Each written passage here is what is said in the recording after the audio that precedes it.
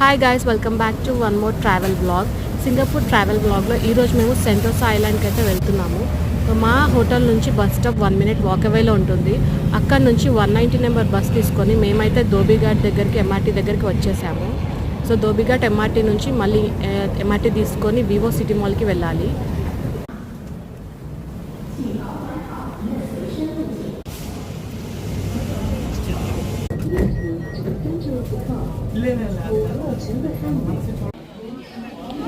అక్కడ నుంచి అయితే మేము వివో సిటీ మాల్కి అయితే వచ్చాము.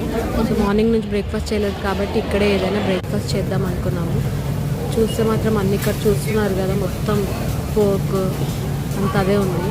ఇదంతా కాదని ఫైనల్గా మెక్డీ సెలెక్ట్ చేసుకున్నాము.